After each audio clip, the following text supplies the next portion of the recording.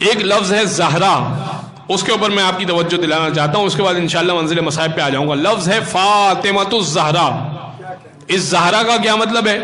ایک شخص آیا اللہ کے رسول کے پاس، کہا یا رسول اللہ زہرا کا مطلب ہے بہت چمکنے والی، تو یہ کیا معاملہ ہے؟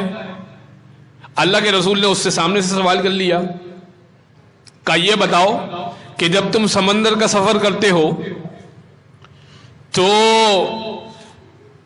راستہ کیسے تلاش کرتے ہو؟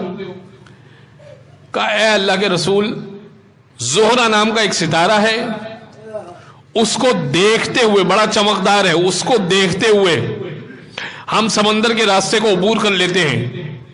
کہا بڑی عجیب بات ہے اور اللہ کے عدل کے خلاف ہے، اللہ زمین والوں کے لیے تو زہرہ رکھے